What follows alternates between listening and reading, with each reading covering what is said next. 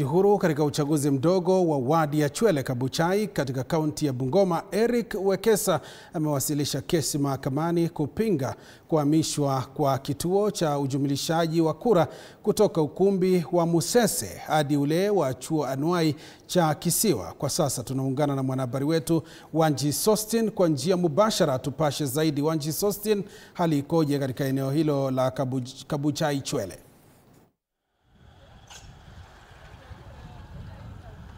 Na mshwari Joash Onzare na kupata kwa njia mwafaka kabisa, na ni kweli kwamba tunakujia moja kwa moja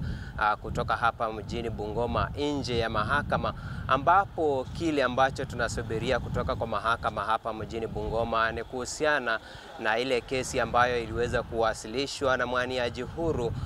wa kinyang'anyiro cha uchaguzi mdogo wa wadi ya Chwele Kabuchai, eneo bunge la Kabuchai, ambaye ni Eric Wekesa, ambaye amewasilisha ombi la kutaka kupinga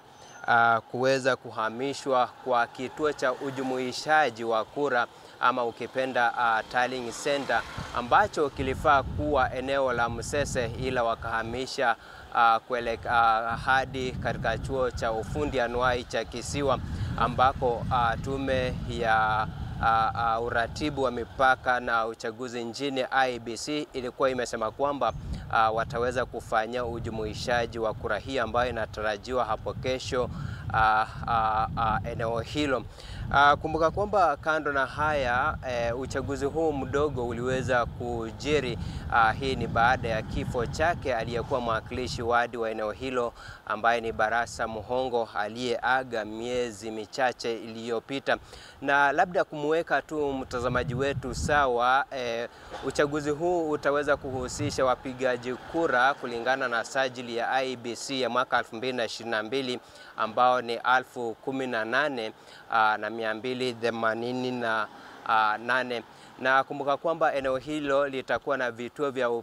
vya kupiga kura ambavyo ni 37. Na labda Joash kuweza tu kumweka mtazamaji sawa, ni waniaji wepi ambao watakuwa wanawania kinyang'anyiro hicho, ni kwamba kunaye Eric Wekesa ambaye ni mwaniaji huru ambaye atakuwa anamenyana katika chama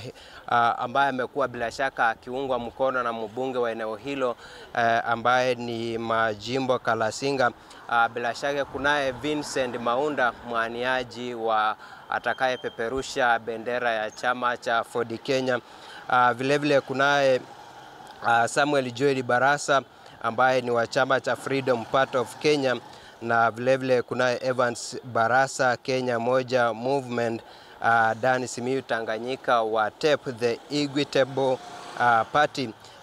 Bila shaka kunaye Margaret Nabala Toili wa the New Democrats, na vilevile Kizito Matimbai Muhongo wa the New Alliance Party TWAP, na vilevile kunaye mwaniaji kupitia chama cha UDA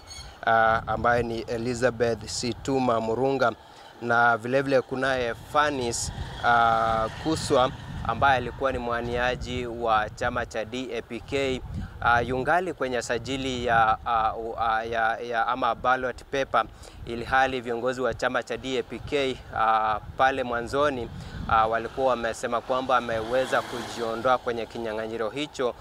na kumuunga mkono mwaniaji huru ambaye ni Eric Wekesa.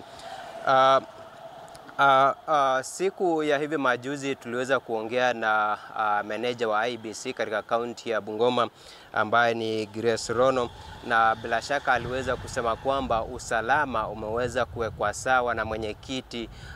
wa kitengo cha usalama katika kaunti hii ambaye ni